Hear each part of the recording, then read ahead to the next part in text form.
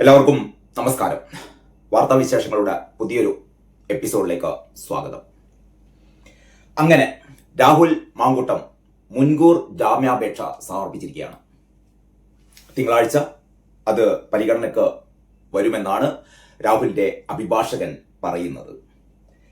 ഈ ഒരു എപ്പിസോഡിൽ, അതായത് രാഹുൽ മാങ്കൂട്ടത്തിന്റെ ഈ പീഡന പരാതി, ഇത് സംബന്ധിച്ചുള്ള ആദ്യത്തെ വിജയം ശരിക്ക് രാഹുൽ മാങ്കൂട്ടം നേടിയിരിക്കുകയാണ്. ഈ ജാമ്യ ഹർജി കോടതി ഫയലിൽ സ്വീകരിച്ചതോടെ അതിൽ കോടതി എന്താണ് കോടതി വിധി പറയുന്നത്, ഈ മുൻകൂർ ജാമ്യം നൽകുമോ നൽകില്ലേ എന്നുള്ളതൊക്കെ രണ്ടാമത്തെ കാര്യം. ഏതായാലും രാഹുൽ മാങ്കൂട്ടത്തിൽ തന്റെ നിലപാട് എന്താണ്, ഈ കാര്യത്തിൽ തനിക്ക് പറയാനുള്ളത്, യാഥാർത്ഥ്യം എന്ത് എന്നുള്ളത് കോടതിയുടെ മുന്നിൽ രാഹുൽ എത്തിച്ചിരിക്കുകയാണ്. ഇതാണ് ഞാൻ പറഞ്ഞത്, രാഹുൽ മാങ്കൂട്ടത്തിന്റെ ആദ്യ വിജയമാണിത് എന്ന്. കാരണം ഇപ്പൊ നമുക്ക് മുന്നിൽ ഈ പരാതിക്കാരി നൽകിയ പരാതികൾ മാത്രമേ ഇതുവരെ കേരളീയ പൊതുസമൂഹത്തിന് മുന്നിൽ വന്നിട്ടുള്ളൂ കേട്ടോ. പരാതിക്കാരി നൽകിയ പരാതികൾ ഏറ്റവും ആദ്യം തന്നെ ഞാൻ നേരത്തെ വീഡിയോയിലൊക്കെ പറഞ്ഞ പോലെ ഏതാണ്ട് ഒരു 3 മാസത്തിനപ്പുറം ഈ പരാതിക്കാരിയുടെ ഒരു ശബ്ദരേഖയാണ് നമ്മൾ കേൾക്കുന്നത്. ആ ശബ്ദരേഖ റിപ്പോർട്ടർ TV ആയിരുന്നു പുറത്തുവിട്ടത്. ആ ശബ്ദരേഖയിലെ ഏറ്റവും പ്രധാനപ്പെട്ട കാര്യങ്ങൾ എന്ന് പറയുന്നത്, ഗർഭഛിദ്രം നടത്താൻ വേണ്ടിയിട്ട് രാഹുൽ മാങ്കൂട്ടം ഈ യുവതിയോട് പറയുന്നു, അല്ലെങ്കിൽ യുവതിയെ നിർബന്ധിക്കുന്നു. നീ ഗർഭഛിദ്രം നടത്തണമെന്ന് യുവതിയോട് പറയുന്നതാണ് ആ വീഡിയോയിലെ ഏറ്റവും പ്രധാനപ്പെട്ട ഒരു കാര്യം എന്ന് പറയുന്നത്. ഏറ്റവും പ്രധാനപ്പെട്ട പോയിന്റ് കേട്ടോ. ആ ആദ്യം നമ്മൾ കേട്ട വീഡിയോയിലെ ഏറ്റവും പ്രധാനപ്പെട്ട പോയിന്റ് എന്ന് പറയുന്നത്, രാഹുൽ മാങ്കൂട്ടം ആ ഒരു യുവതിയോട് പറയുന്നു, നീ എന്ത് ചെയ്യണം, നീ ഗർഭഛിദ്രം ചെയ്യണം എന്ന് പറയുന്നു. അപ്പൊ യുവതി ഗർഭഛിദ്രത്തിന് തയ്യാറല്ല, ഗർഭഛിദ്രം നടത്തേണ്ട എന്നാണ് യുവതിയുടെ ഒരു നിലപാട്. പക്ഷെ രാഹുൽ നിർബന്ധിക്കുകയാണ്, നീ ഗർഭഛിദ്രം നടത്തണം എന്ന് പറയുന്നു. അതാണ് ഒരു പോയിന്റ്. അതിലുള്ള രണ്ടാമത്തെ ഒരു പോയിന്റ് ആണ്, ഈ യുവതി രാഹുലിനോട് പറയുന്നു, ഇങ്ങനെ ഇവര് തമ്മിലുള്ള സംഭാഷണങ്ങളാണ്. ഈ സംഭാഷണങ്ങളിൽ നിന്നൊക്കെ നമ്മൾ തെളിയുന്ന ഒരു കാര്യം, ഇവര് സുഹൃത്തുക്കളാണ് എന്നുള്ളതാണ്. ആദ്യത്തെ റിപ്പോർട്ടർ TV പുറത്തുവിട്ട ആ വീഡിയോ അല്ല ശബ്ദരേഖ കേൾക്കുമ്പോൾ, അല്ലെങ്കിൽ അതിന്റെ തുടർന്ന് വന്ന ചാറ്റ്, ഇവർ തമ്മിലുള്ള വാട്സപ്പ് ചാറ്റൊക്കെ കാണുമ്പോൾ നമുക്ക് വളരെ വ്യക്തമായി നമുക്ക് മനസ്സിലാകുന്ന കാര്യം, ഇവര് തമ്മിൽ സൗഹൃദത്തിലാണ്, ഇവര് തമ്മിൽ പ്രണയത്തിലാണ്, അല്ലെങ്കിൽ ഇവര് തമ്മിൽ ഗാഢമായ ഇഷ്ടത്തിലാണ്. അതിന്റെ ഒക്കെ ഭാഗമായിട്ട് ഇവർ തമ്മിൽ ഒരു ഫിസിക്കൽ റിലേഷൻ നടന്നിട്ടുണ്ടാവാം എന്നൊക്കെയാണ് നമ്മളത് കാണുമ്പോൾ നമുക്ക് മനസ്സിലാവുന്ന ഒരു കാര്യം. അപ്പൊ അതിന്റെ ഇടയിൽ എത്ര ഇഷ്ടമുള്ളവരാണെങ്കിലും ഇത്തരത്തിലുള്ള കാര്യങ്ങൾക്ക് വരുമ്പോൾ അവർ തമ്മിൽ തർക്കങ്ങൾ ഉണ്ടാവും. ഇതൊക്കെ സ്വാഭാവികമാണ്. അങ്ങനെ തർക്കങ്ങൾ ഉണ്ടാവുന്ന ഒരു സമയത്ത് ഈ പെൺകുട്ടി അങ്ങോട്ടേക്ക് രാഹുലിനെ പ്രകോപിപ്പിച്ചുകൊണ്ട് ചോദിക്കണം, എന്നാ പിന്നെ എന്നെയാണ്ട് കൊന്നേര്, അങ്ങനെയാണ് ചോദിക്കുന്നത്. എന്നാ പിന്നെ എന്നെ അങ്ങോട്ട് കൊന്നേര്. അതിന് മറുപടിയായിട്ട് രാഹുൽ പറയാണ്, അങ്ങനെയാണെങ്കിൽ പിന്നെ നിന്നെ കൊല്ലാൻ ഇപ്പൊ എനിക്ക് ഇത്ര വലിയ ബുദ്ധിമുട്ടുണ്ടോ? അതായത് നമ്മൾ ഈ തർക്കിക്കുന്നതിന്റെ ഇടയിൽ ഒരു പെൺകുട്ടി പറയാണ്, എന്നാ എന്നെയാണ്ട് കൊന്നേര് എന്ന് പറയുമ്പോ, അതാണെങ്കിൽ എനിക്ക് അങ്ങനെയാണ് എനിക്ക് അത് നേരത്തെ ചെയ്തുകൂടായിരുന്നോ, അതിനിപ്പോ അത്ര വലിയ സമയം വേണോ എന്നൊക്കെ നമ്മൾ തർക്കത്തിന്റെ ഭാഗമായി ചോദിക്കും. പക്ഷെ ഇതൊക്കെ ചൂണ്ടിക്കാട്ടിയിട്ടാണ് രാഹുൽ ഈ യുവതിയെ വധിക്കാനൊരുങ്ങുന്നു, അല്ലെങ്കിൽ കൊലപാതകത്തിന് ഒരുങ്ങി, അല്ലെങ്കിൽ കൊല്ലുമെന്ന് ഭീഷണിപ്പെടുത്തി. രാഹുൽ നേരിട്ട് ആ യുവതിയോട് ഞാൻ നിന്നെ കൊല്ലുമെന്നൊന്നും ഭീഷണിപ്പെടുത്തിയതല്ല. യുവതി ഒരു ഉടക്ക് ചോദ്യം ചോദിച്ചതിന് ഒരു ഉടക്ക് മറുപടി പറഞ്ഞതാണ്. അങ്ങനെയാണ് ഇയാൾ നിന്നെ കൊന്നേര് എന്ന് ചോദിക്കുമ്പോൾ, അതിനിപ്പോ വലിയ ബുദ്ധിമുട്ടുണ്ടോ എന്ന് തിരിച്ചു ചോദിക്കുന്ന ഒരു കാര്യം ചൂണ്ടിക്കാട്ടിയിട്ട് രാഹുൽ ഈ യുവതിക്ക് നേരെ ഒരു വധശ്രമം നടത്തി, അല്ലെങ്കിൽ ഭീഷണിപ്പെടുത്തി, കൊല്ലുമെന്ന് ഭീഷണിപ്പെടുത്തി. ഇങ്ങനെ 2 കാര്യങ്ങളായിരുന്നു ആദ്യത്തെ വീഡിയോയിൽ ഉണ്ടായിരുന്നു കേട്ടോ. പിന്നെ അത് കഴിഞ്ഞിട്ടാണ് രണ്ടാമത്, കഴിഞ്ഞ ആഴ്ച അല്ലെങ്കിൽ 4-5 ദിവസം മുമ്പ് രണ്ടാമത്തെ വീഡിയോ പ്രത്യക്ഷപ്പെടുന്നു. ആ രണ്ടാമത്തെ വീഡിയോയിൽ നമ്മൾ കേൾക്കുന്നത് എന്താണ്, രണ്ടാമത്തെ ശബ്ദരേഖയിൽ നമ്മൾ കേൾക്കുന്നത്, യുവതിയോട് രാഹുൽ പറയാണ്, എനിക്കൊരു കുഞ്ഞ് വേണം. അപ്പൊ യുവതി പറയുന്നു, പിൽസാണ് മുഖ്യമെന്ന് പറയുന്നു. അതായത് അതിന്റെ ആ വാട്സപ്പ് ചാറ്റ് ഉണ്ട് കേട്ടോ. ആ വാട്സപ്പ് ചാറ്റ് ഇപ്പോഴും ഓൺലൈനിലുണ്ട്, നിങ്ങൾക്ക് നോക്കിയാൽ കാണാം. ആ വാട്സപ്പ് ചാറ്റിൽ രാഹുൽ പറയുന്നുണ്ട്, ആ മാസം മുഴുവനും നമുക്ക് ഫിസിക്കൽ റിലേഷനിൽ ഏർപ്പെടാലോ എന്നൊക്കെ പറയുമ്പോൾ ഈ യുവതി പറയാണ്, പിൽസ് മുഖ്യം എന്ന് പറയുന്നു. എന്ന് പറഞ്ഞാൽ ഈ ഗർഭനിരോധന ഗുളിക ഞാൻ ഉപയോഗിക്കട്ടോ എന്ന് പറയുന്നു. അപ്പൊ രാഹുൽ പറയുന്നു, വേണ്ട, എനിക്ക് നിന്നിലൊരു കുഞ്ഞു വേണം എന്ന് രാഹുൽ പറയുന്നു. അപ്പൊ ഇതാണ് രണ്ടാമത്തെ കാര്യം. അപ്പം ഈ 2 ശബ്ദരേഖയിൽ നിന്ന്, അല്ലെങ്കിൽ 2 പ്രാവശ്യം വന്ന ചാറ്റുകളിൽ നിന്ന് നമുക്ക് മനസ്സിലാവുന്ന കാര്യം, ഇവര് തമ്മിൽ അഗാധമായ ഇഷ്ടത്തിലായിരുന്നു, അഗാധമായ പ്രണയത്തിലായിരുന്നു. രണ്ടാമത്തെ കാര്യം, ഇത് കുറച്ച് കാലം കഴിഞ്ഞപ്പോൾ ഇവരുടെ പ്രണയം, അല്ലെങ്കിൽ ഇവരുടെ ഇഷ്ടം, അല്ലെങ്കിൽ ഇവരുടെ തമ്മിലുള്ള റിലേഷനിൽ എന്തോ ഒരു വിള്ളൽ വീണു എന്ന് രണ്ടാമത് നമുക്ക് മനസ്സിലാകുന്നു. അതായത് രണ്ടാമത് വന്ന വീഡിയോ ആണ് യഥാർത്ഥത്തിൽ ഈ വീഡിയോയുടെ ആദ്യ ഭാഗം കേട്ടോ. അതിൽ ആദ്യ ഭാഗത്ത് പറയുന്നത് എനിക്ക് നിന്നൊരു കുഞ്ഞ് വേണം, നീ എൻ്റെ കുഞ്ഞിനെ പ്രസവിക്കണം. അപ്പൊ യുവതി പറയുന്നു കുഞ്ഞൊന്നും വേണ്ട, നമുക്ക് ശാരീരിക ബന്ധത്തിൽ ഏർപ്പെടാം, അങ്ങനെ കിട്ടുന്നൊരു സുഖം മതി നമുക്ക്, ഞാൻ അതുകൊണ്ട് പിൽസ് ഉപയോഗിക്കാം എന്നൊക്കെയാണ് ഈ രണ്ടാമത് ഇറങ്ങിയ ആദ്യ വീഡിയോയിൽ പറയുന്നത് കേട്ടോ. ആദ്യം ഇറങ്ങിയ വീഡിയോയിൽ പറയുന്നത് നീ ഗർഭിണിയാണ് എന്നറിഞ്ഞപ്പോൾ രാഹുൽ പറയാണ് നമുക്ക് ഈ കുഞ്ഞ് വേണ്ട, നമുക്ക് കുഞ്ഞ് വേണ്ട, നീ അതിനെ എന്ത് ചെയ്യും, നമുക്ക് അതിനെ നശിപ്പിക്കാം എന്ന് പറയുമ്പോൾ യുവതി പറയുന്നു ഓ വേണ്ട എന്നൊക്കെ പറയുന്നു.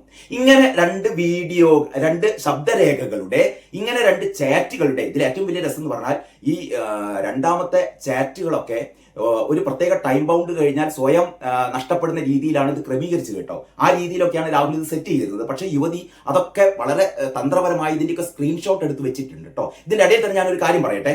ഈ ആദ്യത്തെ ഈ ശബ്ദരേഖയും ഇവർ തമ്മിലുള്ള ശബ്ദരേഖ, അതായത് മാസങ്ങൾക്ക് മുമ്പ്, നമ്മൾ ആദ്യത്തെ ശബ്ദരേഖ കേൾക്കുന്നത് 3 മാസങ്ങൾക്ക് മുമ്പാണ്, അത് കഴിഞ്ഞത് 4-5 ദിവസങ്ങൾക്ക് മുമ്പാണ് രണ്ടാമത്തെ ഈ ശബ്ദരേഖ കേൾക്കുന്നത് കേട്ടോ. ഇത് യഥാർത്ഥത്തിൽ ഈ സംഭവമൊക്കെ നടക്കുന്നത് ഏതാണ്ട് 1.5 വർഷം മുമ്പാണ്.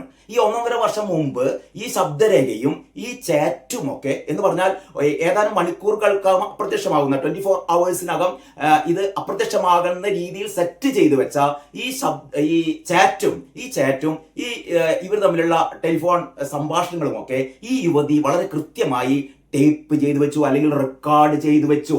ഒന്നാമത്തെ എന്റെ ചോദ്യമാണ്, എന്തിന് ഈ യുവതി ഇതൊക്കെ റെക്കോർഡ് ചെയ്തു വെച്ചു? അപ്പോൾ കൃത്യമായി എന്തോ ഒരു അജണ്ടയുണ്ടല്ലോ. അത്രമാത്രം സ്നേഹം, അത്രമാത്രം പ്രണയം, അത്രമാത്രം ഇഷ്ടമൊക്കെ രാഹുൽ മാങ്കുട്ടത്തോട് ഈ യുവതിക്കുണ്ടായിരുന്നു എങ്കിൽ അങ്ങനെ ഈ എല്ലാ വാട്സപ്പ് ചാറ്റും എല്ലാ ഇവർ തമ്മിലുള്ള സംഭാഷണങ്ങളും ഒന്നും അങ്ങനെ ടേപ്പ് ചെയ്ത് അല്ലെങ്കിൽ റെക്കോർഡ് ചെയ്ത് വെക്കേണ്ട ആവശ്യമില്ലല്ലോ എന്നൊരു ചോദ്യമാണ്. അപ്പോൾ ഈ യുവതിയെ ആദ്യം തന്നെ സംശയനിഴലിലാക്കുന്നതാണ്.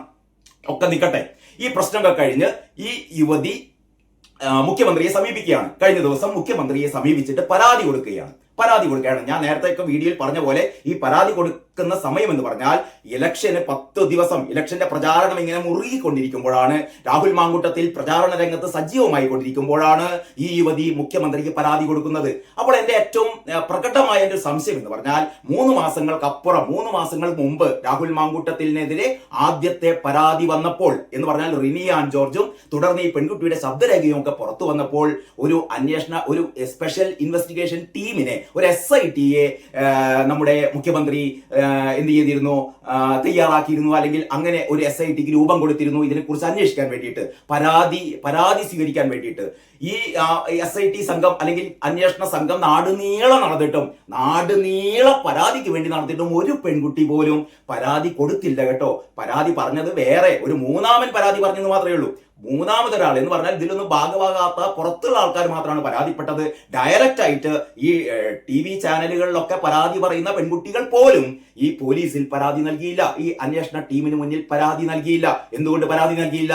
കാരണം ഇവരുടെ ആരോപണത്തിലൊന്നും കഴമ്പില്ല എന്ന് ഇവർക്ക് അറിയുന്നത് കൊണ്ട് മാത്രമല്ലേ പരാതി നൽകാത്തത്. നിങ്ങളൊന്ന് ആലോചിച്ച് നോക്കണം. ഈ TV ചാനലുകളുടെ മുന്നിൽ നിന്ന് രാഹുൽ മാങ്കുട്ടത്തിനെതിരെ ഒരുപാട് ആരോപണങ്ങൾ പറയാ. അയാൾ പീഡകനാണ്, അയാൾ പീഡിപ്പിക്കാൻ ശ്രമിച്ചു എന്നൊക്കെ പറയുമ്പോൾ അന്വേഷണ ഈ പോലീസ് ഉദ്യോഗസ്ഥന്റെ അടുത്ത് ഇവർ പോകാത്തതിന് കാരണം ഇവർ പറഞ്ഞത് യാഥാർത്ഥ്യമല്ല, ഇവർക്ക് അതിനുള്ള തെളിവുകളൊന്നുമില്ല, അതുകൊണ്ട് ഇവർ പോയില്ല. ഞാൻ ചോദിക്കുന്നത്, ഈ പെൺകുട്ടി, അതായത് കഴിഞ്ഞ ദിവസം മുഖ്യമന്ത്രിക്ക് നേരിട്ട് പോയി പരാതി കൊടുത്ത പെൺകുട്ടിക്ക് അന്ന് എന്തുകൊണ്ട് ഈ സ്പെഷ്യൽ ഇൻവെസ്റ്റിഗേഷൻ ടീമിന്റെ അടുത്ത് അന്ന് ആ പെൺകുട്ടി പോയില്ല? ഈ പരാതി ജെന്യൂൻ പരാതിയാണെങ്കിൽ, ഈ പരാതി വളരെ ജെന്യൂനായ പരാതിയാണെങ്കിൽ, വളരെ യാഥാർത്ഥ്യമായ പരാതിയാണെങ്കിൽ, വളരെ സംശുദ്ധമായ ഒരു തരത്തിലുള്ള ആരുടെയും സമ്മർദ്ദത്തിന് വശംവദരാവാതെ ഈ പെൺകുട്ടി തന്നെയാണ് പരാതി നൽകുക എങ്കിൽ ആ പെൺകുട്ടി അന്ന് ആ സ്പെഷ്യൽ ഇൻവെസ്റ്റിഗേഷൻ ടീമിന്റെ അടുത്ത് പോയി പരാതി നൽകേണ്ടതല്ലേ? കാരണം എത്രമാത്രം നാടുനീളെ പരാതി തരൂ. ഞാൻ മനസ്സിലാക്കുന്നത് ഈ പെൺകുട്ടിയെ പലരും സമീപിച്ചിട്ട് പരാതി കൊടുക്കാൻ വേണ്ടിയിട്ട് നിർബന്ധിച്ചു എന്നൊക്കെയാണ് ഞാൻ മനസ്സിലാക്കിയത്. പക്ഷെ പെൺകുട്ടി പരാതി നൽകിയില്ല. എന്നിട്ട് ഈ ഇലക്ഷന്റെ ചൂട് പിടിച്ച സമയത്ത് നേരിട്ട് പോയി കണ്ട് പോലീസ് സ്റ്റേഷനിലോ അല്ലെങ്കിൽ അത്തരത്തിലുള്ള യഥാർത്ഥത്തിലുള്ള അല്ലെങ്കിൽ നേരാൻ വഴിക്കുള്ള നിയമ സംവിധാനത്തിലൂടെ പോകേണ്ടതിന് പകരം മുഖ്യമന്ത്രിയുടെ ഓഫീസിൽ പോയി പെൺകുട്ടി പരാതി കൊടുക്കുന്നു. സംശയിക്കണം എന്താണ്? അപ്പോൾ അതിന് പിന്നിൽ പ്രവർത്തിച്ചതാരാണ്? അപ്പോഴാണ് ഞാൻ കഴിഞ്ഞ ദിവസം മനോരമയിലെ റിപ്പോർട്ട് നിങ്ങൾക്ക് മുമ്പിൽ ഞാൻ കഴിഞ്ഞൊരു വീഡിയോയിൽ അത് പറഞ്ഞിരുന്നു. എന്ന് പറഞ്ഞാൽ ഏറ്റവും ഒരു IPS ഉദ്യോഗസ്ഥ ഒരാഴ്ച മുമ്പ് തന്നെ ഈ പെൺകുട്ടിയുടെ അടുത്ത് ചെന്നിട്ട് മുഖ്യമന്ത്രിക്ക് പരാതി നൽകണം എന്ന രീതിയിൽ ഏതൊക്കെ തരത്തിലുള്ള കാര്യങ്ങളാണ് ആ പരാതിയിൽ ഉൾപ്പെടുത്തേണ്ടത് തുടങ്ങിയ കാര്യങ്ങളൊക്കെ പെൺകുട്ടിയോട് പറഞ്ഞിരുന്നു. അതിന്റെ അടിസ്ഥാനത്തിലാണ് പെൺകുട്ടി മുഖ്യമന്ത്രിയെ സമീപിക്കുന്നത് എന്ന് പറഞ്ഞാൽ വളരെ കൃത്യമായ ഒരു തിരക്കഥ എന്ന് പറഞ്ഞാൽ CPM-ന്റെ മുഖം രക്ഷിക്കാൻ വേണ്ടിയിട്ട് അമ്പലക്കൊള്ളയിൽ നിന്ന് ശബരിമല ശാസ്താവിന്റെ സ്വർണം കൊള്ളയടിച്ച ആ മഹാസംഭവത്തിൽ നിന്ന് ജനങ്ങളുടെ ശ്രദ്ധ തിരിപ്പിക്കാൻ വേണ്ടിയിട്ട് ഇങ്ങനെ ഒരു സംഭവം CPM ആസൂത്രണം ചെയ്തത് തന്നെയാണ്. ഞാനിപ്പം പറഞ്ഞ രണ്ട് മൂന്ന് കാര്യങ്ങളിൽ നിന്ന് നിങ്ങൾക്ക് ബോധ്യപ്പെട്ടിരിക്കും. കാരണം ഈ പെൺകുട്ടി നേരിട്ട് മുഖ്യമന്ത്രിയുടെ അടുത്ത് പോയിട്ടാണ് മുഖ്യമന്ത്രിയോട് ഈ കാര്യങ്ങളൊക്കെ പറയുന്നത്. ആ തയ്യാറാക്കിയ അല്ലെങ്കിൽ ഈ FIR പോലീസ് തയ്യാറാക്കിയ FIR എന്ന് പറയുന്നത് പെൺകുട്ടി പറഞ്ഞത് തന്നെയാണോ അതല്ലെങ്കിൽ പോലീസുകാർ എഴുതി തയ്യാറാക്കിയത് ആണോ എന്നാണ് ഏറ്റവും കൂടുതൽ സംശയിക്കപ്പെടേണ്ട ഒരു കാര്യം. കാരണം എന്താണെന്നറിയോ, ആ FIR-ൽ അല്ലെങ്കിൽ ഈ പെൺകുട്ടി നൽകിയ മൊഴിയിൽ നമുക്ക് ഇപ്പം കിട്ടിയ ഈ വിവരങ്ങൾ അനുസരിച്ച് അല്ലെങ്കിൽ പത്രങ്ങളിൽ നിന്ന് മറ്റു മാധ്യമങ്ങളിൽ നിന്ന് ഓൺലൈൻ ചാനലുകളിൽ നിന്നൊക്കെ നമുക്ക് കിട്ടിയ ഈ മൊഴി പകർപ്പ്, ഈ മൊഴിയിൽ പെൺകുട്ടി പറയുന്നത് തന്നെ ബലാത്സംഗം ചെയ്തു എന്നാണ്. നമ്മൾ ആദ്യം കേട്ട ഈ റിപ്പോർട്ടർ TV പുറത്തുവിട്ട ഓഡിയോയിലും അത് കഴിഞ്ഞിട്ട് ഈ ന്യൂസ് മലയാളം ചാനൽ പുറത്തുവിട്ട രണ്ടാമത്തെ ഓഡിയോയിലും ഒന്നും അല്ലെങ്കിൽ ഈ ചാറ്റുകളിലൊന്നും രാഹുൽ മാങ്കൂട്ടത്തിൽ ഈ യുവതിയെ ബലാത്സംഗം ചെയ്തു എന്നുള്ള രീതിയിലുള്ള ഒരു സൂചനയുമില്ല കേട്ടോ, ഒരു സൂചനയുമില്ല. ബലാത്സംഗം ചെയ്തു എന്നുള്ള പറഞ്ഞ ഒരു സൂചനയേ ഇല്ല. ആകെയുള്ളത് ഇവർ തമ്മിലുള്ള സൗഹൃദങ്ങള്, ഇവർ തമ്മിലുള്ള ഇഷ്ടങ്ങള്, ഇവർ തമ്മിലുള്ള പ്രണയങ്ങള്, അതിൻ്റെ ഇടയ്ക്ക് ഇവർ തമ്മിലുള്ള കലഹങ്ങള്, ആ കലഹത്തിന്റെ ഇടയിൽ ഈ ഗർഭം അലസിപ്പിക്കാൻ വേണ്ടിയിട്ടുള്ള രാഹുലിന്റെ നിർദ്ദേശങ്ങള്, അതിനോടുള്ള വിയോജിപ്പുകൾ, അതല്ലാതെ ഈ രീതിയിലുള്ള ഒരു ബലാത്സംഗത്തിൻ്റെതായ ഒരു സൂചനകളും ആദ്യം വന്ന ഈ രണ്ട് ശബ്ദരേഖയിൽ ഉണ്ടായിരുന്നില്ല കേട്ടോ. പക്ഷെ യുവതി നൽകിയ പരാതിയിൽ ബലാത്സംഗങ്ങളുടെ കഥകളാണ് എന്ന് പറഞ്ഞാൽ 3 സ്ഥലത്ത് 3 പ്രാവശ്യം തന്നെ ബലാത്സംഗം ചെയ്തു എന്നാണ് പറയുന്നത്. താൻ ഗർഭിണിയായിരിക്കുമ്പോഴും ബലാത്സംഗം ചെയ്തു, അതല്ലാത്ത സന്ദർഭത്തിൽ ബലാത്സംഗം. ഞാൻ ചോദിക്കട്ടെ, ഈ ഒരു തവണ ബലാത്സംഗം ചെയ്തുവെങ്കിൽ നമുക്ക് മനസ്സിലാക്കാം. ഒരു തവണ ബലാത്സംഗം ചെയ്തെങ്കിൽ പിന്നെ 2ാം തവണയും 3ാം തവണയും ഒക്കെ ഇങ്ങനെ തുടർച്ചയായി ബലാത്സംഗം ചെയ്യുകയാണ്. ഒരു ഏറ്റവും വലിയ കോമഡി അല്ലത്. ഇനി എത്ര സൗഹൃദത്തിലാണെങ്കിലും ഫിസിക്കൽ റിലേഷന് താല്പര്യമില്ലാത്ത ഒരു യുവതിയെ ഒരു പക്ഷേ രാഹുൽ മാങ്കൂട്ടത്തിൽ നിർബന്ധിച്ച് ബലാത്സംഗം ചെയ്തു എന്ന് വിചാരിക്കുക. നമുക്ക് ഒരു എന്താ പറയാ, തൽക്കാലത്തേക്ക് അങ്ങനെ വിശ്വസിക്കാം നമുക്ക്. അങ്ങനെയാണെങ്കിൽ ഒരു പ്രാവശ്യം ബലാത്സംഗം ചെയ്തു, 2ാം പ്രാവശ്യം ബലാത്സംഗം ചെയ്യുക, 3ാം പ്രാവശ്യം ബലാത്സംഗം ചെയ്യുക. എന്തായിട്ട് അർത്ഥം? ഈ തുടർച്ചയായി ബലാത്സംഗം ചെയ്യുക എന്ന് പറഞ്ഞാൽ, ബലാത്സംഗത്തിന്റെ പിന്നാലെ ബലാത്സംഗം എന്ന് പറഞ്ഞാൽ അത് ബലാത്സംഗമല്ല. അപ്പോൾ യഥാർത്ഥത്തിൽ മുഖ്യമന്ത്രിയുടെ അടുത്ത് ചെന്നപ്പോൾ അവിടെ ഈ ക്രൈംബ്രാഞ്ചിന് ഈ കേസ് കൈമാറിയപ്പോൾ ക്രൈംബ്രാഞ്ച് ഇവരുടെ മൊഴിയെടുത്തപ്പോൾ പോലീസിന്റെ ഭാഗത്ത് നിന്ന് തന്നെയുള്ള ഒരു സജഷൻ ആയിരിക്കും. കാരണം അവർക്കറിയാം ഈ സൗഹൃദത്തിലൂടെ അല്ലെങ്കിൽ സൗഹൃദത്തിലൂടെയുള്ള ആ ബന്ധത്തിനിടയിൽ ഉണ്ടായ ലൈംഗിക ബന്ധങ്ങൾ അതൊരിക്കലും ഒരു കേസിനാസ്പദമല്ല, ഒരു കോടതിയിലും ഇത് നിലനിൽക്കില്ല എന്നിവർക്ക് അറിയാം. അതുകൊണ്ട് തന്നെ വളരെ കൃത്യമായി ബലാത്സംഗം എന്ന് കൂട്ടിച്ചേർത്തു. ഇത് നിങ്ങൾ കേൾക്കുന്നവർക്കൊക്കെ അറിയാം. ഈ രാഹുൽ മാങ്കൂട്ടവുമായുള്ള ഈ പുറത്തു വന്ന ചാറ്റുകള്, പുറത്തു വന്ന ഓഡിയോ ക്ലിപ്പുകൾ, ഇതിലൊന്നും ബലാത്സംഗത്തിൻ്റെതായ ഒരു സൂചനയും ഇല്ല എന്നിരിക്കെ പോലീസിലെ യുവതി കൊടുത്ത മൊഴിയിൽ ഒരു ബലാത്സംഗത്തിന്റെ ഒരു സീരീസ് ആയ ബലാത്സംഗങ്ങൾ ഒന്നിന് പിന്നാലെ ഒന്നായിട്ട് ഗർഭിണിയായിട്ട് പോലും ബലാത്സംഗം ചെയ്തു എന്ന് പറയുന്ന ദുസ്സൂചനകൾ അതിലുണ്ട് കേട്ടോ. എന്ന് പറഞ്ഞാൽ രാഹുലിനെ കുടുക്കാൻ വേണ്ടിയിട്ടുള്ള മനഃപൂർവമായ ശ്രമമാണ് നടന്നത് കേട്ടോ. മറ്റൊന്ന് ഏറ്റവും പ്രധാനപ്പെട്ട ഒരു കാര്യം എന്ന് പറയുന്നത് തന്റെ നഗ്നചിത്രം എടുത്തു എന്ന് പറയുന്നുണ്ട് കേട്ടോ. തന്റെ നഗ്നചിത്രം എടുത്തു എന്ന് ഈ പെൺകുട്ടി ഈ മൊഴിയിൽ പറയുന്നു. അപ്പോൾ ഇത് ചില നിയമജ്ഞരൊക്കെ പറയുന്നത് എന്താണെന്നറിയോ, ഈ നഗ്നചിത്രം എടുത്തു എന്ന് പറയാൻ കാരണം രാഹുൽ മാങ്കൂട്ടത്തിന്റെ ഫോൺ പിടിച്ചെടുക്കാനാണ് അത്രേ. അപ്പോൾ ഫോൺ പിടിച്ചെടുക്കാൻ വേണ്ടിയിട്ടുള്ള ഒരു സൂത്രമാണ് തന്റെ നഗ്നചിത്രം എടുത്തു എന്നുള്ള ഒരു പരാതി കൊണ്ട് പറയാം. നഗ്നചിത്രം എടുത്തു എന്ന് പറയുമ്പോൾ സ്വാഭാവികമായും അന്വേഷണത്തിന്റെ ഭാഗമായി രാഹുലിന്റെ ഫോൺ പിടിച്ചെടുക്കും. അങ്ങനെ രാഹുലിന്റെ ഫോൺ പിടിച്ചെടുക്കാനുള്ള ഒരു തന്ത്രത്തിന്റെ ഭാഗമായിട്ടാണ് ഇങ്ങനെ ഒരു ഇല്ലാക്കഥ പറയുന്നത് എന്ന് പറയുന്നു. അങ്ങനെ ഈ യുവതി കൊടുത്തിരിക്കുന്ന ഈ പരാതിയിലുടനീളം നമുക്കത് ഈ യുവതിയുടെ മൊഴി വായിച്ചു കേൾക്കുമ്പോൾ നമുക്ക് കൃത്യമായി മനസ്സിലാക്കുന്നു ഈ യുവതി പറയുന്നത് മുഴുവൻ പച്ചക്കള്ളമാണ് എന്ന് നമുക്ക് മനസ്സിലാവുകയാണ് കേട്ടോ. ഇനി ഞാൻ ഏറ്റവും അവസാനമായി രാഹുൽ തന്റെ മുൻകൂർ ജാമ്യാപേക്ഷയിൽ പറഞ്ഞിരിക്കുന്ന കാര്യങ്ങൾ എന്തെല്ലാമാണെന്ന് നോക്കാം. ഒന്ന്, യുവതി. ഇത് നേരത്തെ തന്നെ വന്നതാണ് കേട്ടോ. ഇന്നലെ മെനയാന്ന് മുതൽ തന്നെ 2 ദിവസം മുമ്പ് തന്നെ അഡ്വക്കേറ്റ് ദീപ ജോസഫ് പൊതുസമൂഹത്തോട് വിളിച്ചു പറഞ്ഞതാണ്, ഈ പെൺകുട്ടി അത്രമേൽ നിഷ്കളങ്കയൊന്നുമല്ല, ഒരു ഇരയൊന്നുമല്ല, ഫ്രോഡ് കളിയാണ് ഇതിന് പിന്നിൽ, ഏറ്റവും വലിയ ചതിയാണ്, ഏറ്റവും വലിയ വഞ്ചനയാണ് ഈ പെൺകുട്ടി കാണിച്ചിരിക്കുന്നത്, ഈ പെൺകുട്ടി വിവാഹിതയാണ് എന്ന് കേരളീയ പൊതുസമൂഹത്തോട് ആദ്യമായി പറഞ്ഞത് അഡ്വക്കേറ്റ് ദീപ ജോസഫ് ആണ് കേട്ടോ, സുപ്രീം കോടതിയിലെ അഭിഭാഷക. ഞാൻ അത് സംബന്ധിച്ചൊരു വീഡിയോ ചെയ്തിരുന്നു. അവർ വളരെ കൃത്യമായി അവരുടെ ഐഡന്റിറ്റി വെളിപ്പെടുത്തിക്കൊണ്ട്, ഞാൻ ദീപ ജോസഫ്, ഞാൻ സുപ്രീം കോടതിയുടെ അഭിഭാഷകയാണ്, എന്റെ കുടുംബം ഇന്നതാണ്, എന്റെ ഭർത്താവിന്റെ പേര് ഇതാണ്, എന്റെ മകൻ ഇതാണ് എന്നൊക്കെ പറഞ്ഞുകൊണ്ട് അവരുടെ മുഴുവൻ അവരുടെ വിവരങ്ങളും വെളിപ്പെടുത്തിക്കൊണ്ടാണ് ആ ദീപ ജോസഫ് ഇങ്ങനെ ഒരു വീഡിയോ ചെയ്തിരുന്നു കേട്ടോ. എന്നിട്ട് വീഡിയോ അല്ല, അവർ ഫേസ്ബുക്കിൽ ഇങ്ങനെ പോസ്റ്റ് ഇട്ടത് ഈ പെൺകുട്ടിയുടെ എല്ലാവിധ എന്താ പറയാ നെറികേടുകളും ഉയർത്തിക്കൊണ്ട് ചതിയാണ്, വഞ്ചനയാണ് ഈ പെൺകുട്ടി കാണിച്ചിരിക്കുന്നത്, ഫ്രോഡാണ്, ഇത് ഹണി ട്രാപ്പാണ് ഈ പെൺകുട്ടി രാഹുലിനോട് നടത്തിയത്. രാഹുലിനെ പ്രണയം നടിച്ചുകൊണ്ട് രാഹുലിനെ ചീറ്റ് ചെയ്യുകയായിരുന്നു ഈ പെൺകുട്ടിയുടെ ഉദ്ദേശമെന്ന് ദീപ ജോസഫാണ് നമ്മളോട് ആദ്യമായി പറഞ്ഞു കേട്ടോ. പിന്നീട് രാഹുൽ ഈശ്വർ ഇത് ഏറ്റുപിടിച്ചുകൊണ്ട് രാഹുൽ ഈശ്വറും TV ചർച്ചകളിലൊക്കെ നിങ്ങൾ കേട്ടിരിക്കും, ഒരുപാട് TV ചർച്ചകൾ വിവിധ ചാനലുകളിൽ രാഹുൽ ഈശ്വറാണ് വളരെ കൃത്യമായി പറയുന്നത്, ആ പെൺകുട്ടി വിവാഹിതയാണ്, പെൺകുട്ടിയെ നിങ്ങൾ അതിജീവിത എന്നൊന്നും വിളിക്കേണ്ട കാര്യമില്ല, ആ പെൺകുട്ടി വിവാഹിതയാണ് എന്ന് രാഹുൽ ഈശ്വർ പറഞ്ഞിരുന്നു കേട്ടോ.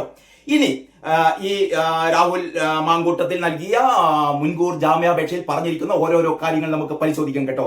ആദ്യമായി രാഹുൽ മാങ്കൂട്ടത്തിൽ പൊതുസമൂഹത്തോട് പറയുകയാണ്, യഥാർത്ഥത്തിൽ ഈ ജാമ്യ ഹർജിയിലൂടെ രാഹുൽ മാങ്കൂട്ടം പൊതുസമൂഹത്തോട് പറയുകയാണ്, ഈ പെൺകുട്ടി വിവാഹിതയാണ്. ഒന്ന്, ഒരു ബി ജെ പി നേതാവിന്റെ, ഒരു പ്രാദേശിക BJP നേതാവിന്റെ ഭാര്യയാണിത്. പാലക്കാട്ടുകാരനായ ഒരു BJP നേതാവിന്റെ, BJP നേതാവ് എന്ന് പറഞ്ഞാൽ വലിയ നേതാവൊന്നും ആയിരിക്കില്ല, ഒരു പ്രാദേശിക തലത്തിലുള്ള നേതാവായിരിക്കും, അങ്ങനെ ഒരാളുടെ ഭാര്യയാണിത് എന്ന് പറയുന്നു കേട്ടോ. എന്നിട്ട് പറയാണ്, ഈ ഗർഭത്തിന്റെ കാര്യം പറഞ്ഞല്ലോ, ഈ ഗർഭത്തിന് ഉത്തരവാദി ഞാനല്ല എന്ന് പറയുന്നു.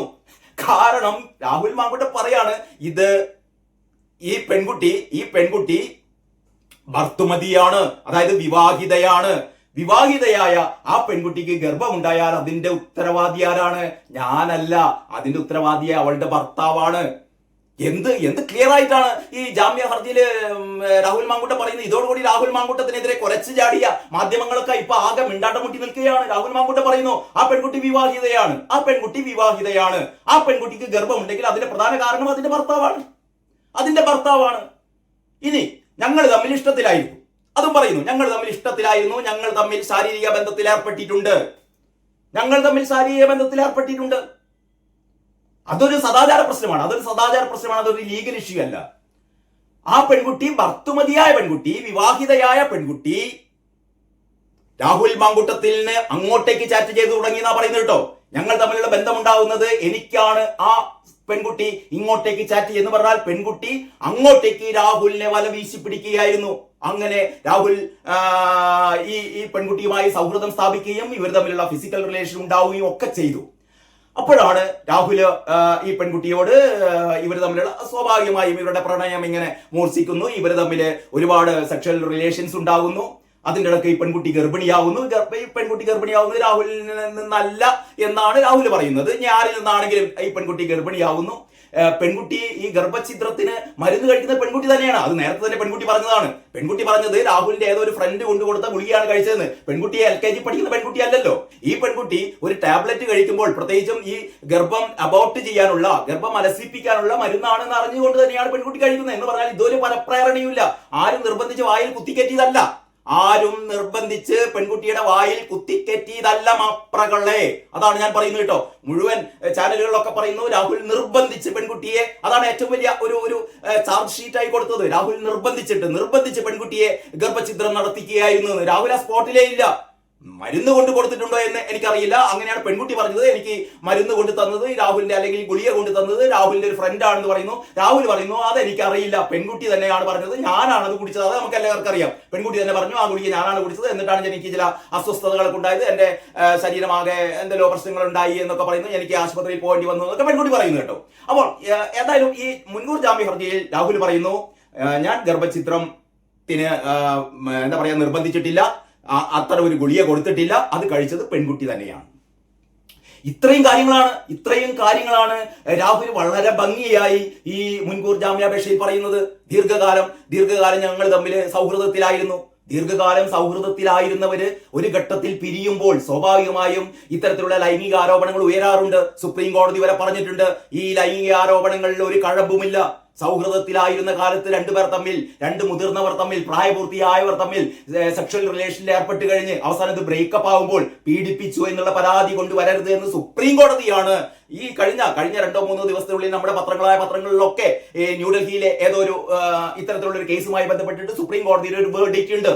വളരെ കൃത്യമായതിൽ പറയുന്നുണ്ട് ദീർഘകാലത്തിലുള്ള സൗഹൃദ ബന്ധങ്ങൾ, ആ സൗഹൃദ ബന്ധങ്ങളിലൂടെ സെക്ഷൽ റിലേഷനിലൂടെ ഇത്തരത്തിലുള്ള ഇനി ഗർഭം ഉണ്ടാകാതിരിക്കുക എന്തെങ്കിലും ആവട്ടെ കുറെ കാലം കഴിഞ്ഞിട്ട് ഇതൊക്കെ ബ്രേക്കപ്പ് ആവുമ്പോൾ എന്നെ പീഡിപ്പിച്ചു എന്ന് പറഞ്ഞ പരാതി പറഞ്ഞാൽ അതിൽ ഒരു കഴമ്പുമില്ല, അതിലൊരു കേസുമില്ല എന്ന് സുപ്രീം കോടതി തന്നെ പറഞ്ഞതാണ്.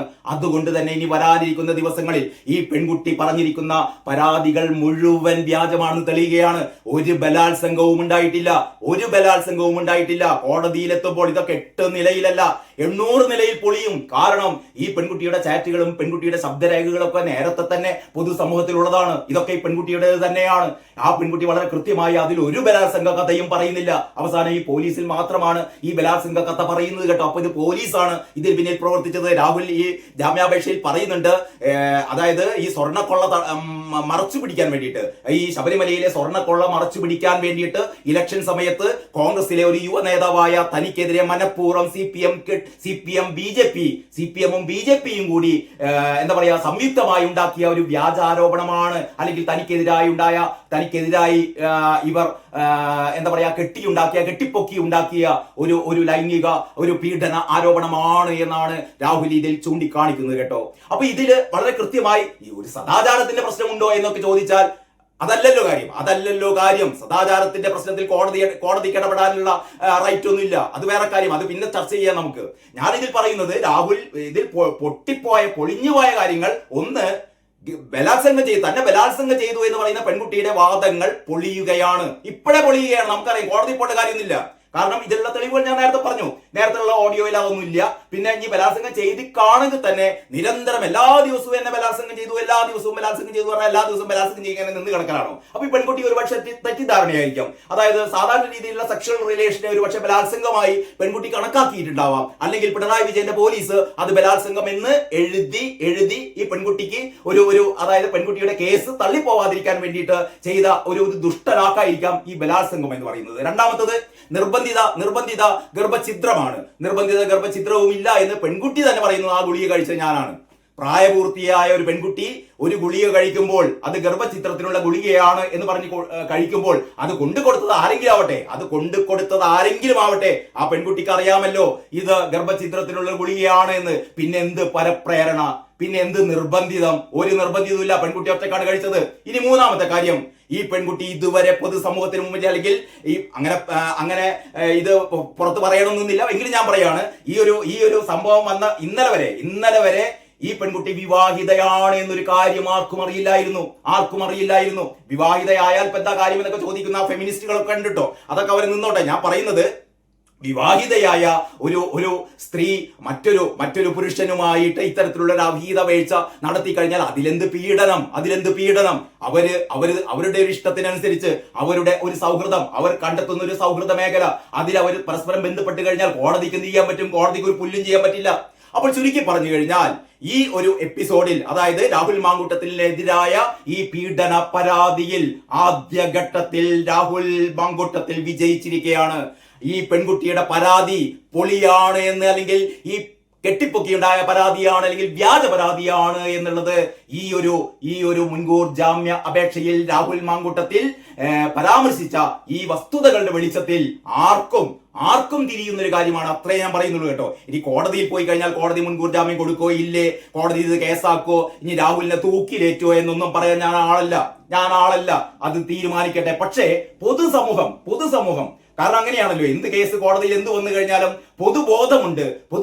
പൊതുജനങ്ങൾക്ക് അറിയാം എന്താണ് സത്യമെന്ന്. ഇവിടെ ശിക്ഷിക്കുകയോ ശിക്ഷിക്കപ്പെടാതിരിക്കുകയോ ഒക്കെ ചെയ്യാം കേട്ടോ. പക്ഷേ അയാൾ കുറ്റവാളിയാണോ കുറ്റവാളിയല്ലേ എന്ന് പൊതുസമൂഹം അറിയുന്നത് ഇത്തരത്തിൽപ്പെട്ട ചില വെളിപ്പെടുത്തലുകളിലൂടെയാണ്. അപ്പൊ ഇന്നലെ വരെ നമുക്ക് കിട്ടിയ അറിവ് എന്ന് പറഞ്ഞാൽ പെൺകുട്ടിയെ ബലാത്സംഗം ചെയ്തു, പെൺകുട്ടിയെ നിർബന്ധിത എന്താ പറയാ ഗർഭചിത്രത്തിന് ശ്രമിച്ചു, ഒന്നല്ല പലവട്ടം എന്താ പറയാ ബലാത്സംഗം ചെയ്തു, ഈ നഗ്നചിത്രം എടുത്തു, പിന്നെന്താണ് കൊല്ലുമെന്ന് ഭീഷണി. പക്ഷെ അത് പരാതിയിൽ ഈ രാഹുൽ മാങ്കൂട്ടത്തിനെതിരായ ഈ പരാതിയിൽ കൊല്ലുമെന്നുള്ള ഭീഷണി ഞാൻ കണ്ടില്ല കേട്ടോ. അത് ശ്രദ്ധിച്ചില്ല. കാരണം അങ്ങനെയാണല്ലോ ആദ്യം പറഞ്ഞത്, നിന്നെ ഞാൻ കൊല്ലുമെന്നൊക്കെ അതാണ് ആഘോഷിച്ചത് നമ്മുടെ മാധ്യമങ്ങളൊക്കെ. അപ്പോൾ മാധ്യമങ്ങൾ വിചാരണ നടത്തട്ടെ, മാധ്യമങ്ങൾ വിചാരണ നടത്തി മതിയാവുമ്പോൾ നിർത്തട്ടെ. ഏതായാലും രാഹുൽ മാങ്കൂട്ടം വിജയിച്ചിരിക്കുകയാണ്. ഇനി ഒരു പെൺകുട്ടിയും ഒരു സ്ത്രീയും ഈ രീതിയിൽ ഈ റെപ്യൂട്ടഡ് ആയ പുരുഷന്മാർക്കെതിരെ അല്ലെങ്കിൽ ഇത്തരത്തിലുള്ള രാഷ്ട്രീയ നേതാക്കന്മാർക്കെതിരെ അല്ലെങ്കിൽ സെലിബ്രിറ്റികൾക്കെതിരെ ഇങ്ങനെ ലൈംഗിക ആരോപണമായി വരരുത് കേട്ടോ, വരരുത്. അതാണ് ഈ ഒരു എപ്പിസോഡിൽ നിന്ന് നമുക്ക് കിട്ടുന്ന ഒരു തിരിച്ചറിവ് എന്നുള്ളത്.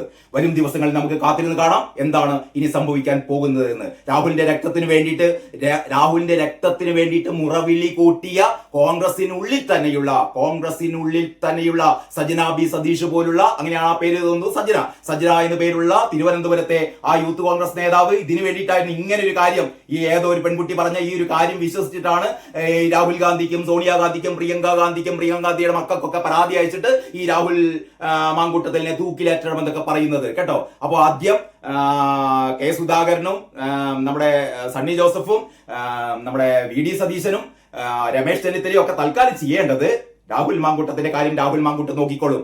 രാഹുൽ മാങ്കൂട്ടം നോക്കിക്കോളും. നിങ്ങൾ വല്ലാണ്ട് ബേജാറാണ്ട. നിങ്ങൾ ചെയ്യേണ്ടത് ഇനി ആകെ കൈവിരലെണ്ണാവുന്ന ദിവസങ്ങളേ ഉള്ളൂ പഞ്ചായത്ത് തിരഞ്ഞെടുപ്പിന്. നിങ്ങൾ നല്ല വാശിയോടെ ഒത്തൊരുമയോടെ നിങ്ങൾ ശ്രമിച്ചു കഴിഞ്ഞാൽ നിങ്ങളുടെ കയ്യിലിരിക്കും. കാരണം ഞാൻ നേരത്തെ ഒരു വീഡിയോയിൽ പറഞ്ഞ പോലെ ഈ നാട്ടിലെ നിങ്ങൾ എന്തൊക്കെ തെണ്ടിത്തരം ചെയ്താലും ഈ നാട്ടിലെ ജനങ്ങൾ തീരുമാനിച്ചിട്ടുണ്ട് അടുത്ത തവണ CPM-നെ ഒരു കാരണവശാലും അധികാരത്തിൽ കയറ്റരുത് എന്ന് ഈ നാട്ടിലെ ജനങ്ങൾ വളരെ കൃത്യമായി തീരുമാനിച്ചിട്ടുണ്ട് കേട്ടോ. അതുകൊണ്ട് തന്നെ അവരിൽ ഒരു ഭാഗം നിങ്ങൾക്ക് വോട്ട് ചെയ്യും, മറ്റൊരു ഭാഗം BJP-ക്കും വോട്ട് ചെയ്യും. അതല്ലാതെ CPM-ന് വോട്ട് പോകില്ല കേട്ടോ. അതുകൊണ്ട് കോൺഗ്രസ്സുകാരെ നിങ്ങൾ തൽക്കാലം രാഹുലിന്റെ കാര്യം നോക്കണ്ട, നിങ്ങൾ നിങ്ങളുടെ കാര്യം നോക്കുക. നിങ്ങളുടെ ഈ പഞ്ചായത്ത് തെരഞ്ഞെടുപ്പ് ശ്രദ്ധ പതിപ്പിക്കുക. നിങ്ങൾ ആദ്യ വിജയം, ഇതൊരു സെമി ഫൈനലാണ്. ഈ വരുന്ന 13-ാം തീയതി ഫലമറിയുന്നത് 2026 ആരാണ് കേരളം ഭരിക്കാൻ പോകുന്നത് എന്ന് നിർണയിക്കുന്ന തെരഞ്ഞെടുപ്പാണ് ഈ 13-ാം തീയതിയിലെ ഈ ഫലമറിയുന്ന പഞ്ചായത്ത് തെരഞ്ഞെടുപ്പ്. അതുകൊണ്ട് കൂടുതൽ ഡെക്കറേഷൻ ഒന്നും ആരും നിൽക്കണ്ട. ഈ നേരത്തെ പറഞ്ഞ സജന ബി സതീഷ് പോലുള്ള ഇന്നലെ പെയ്ത മഴക്ക് മുളച്ചു പൊന്തിയ തകരകൾ എന്നൊക്കെ പറയില്ലോ, അത്തരത്തിലുള്ള തകരക്കൂട്ടങ്ങളോടൊക്കെ തൽക്കാലം മിണ്ടാതിരിക്കാൻ വേണ്ടി പറയുക കേട്ടോ. അത് മാത്രമാണ് ഈ വീഡിയോയിൽ ഞാൻ പറയാൻ ഉദ്ദേശിക്കുന്നത്. ബാക്കി കാര്യങ്ങൾ നമുക്ക് അടുത്ത വീഡിയോയിൽ ചർച്ച ചെയ്യാം. അതുവരെ എല്ലാവർക്കും നന്ദി, നമസ്കാരം.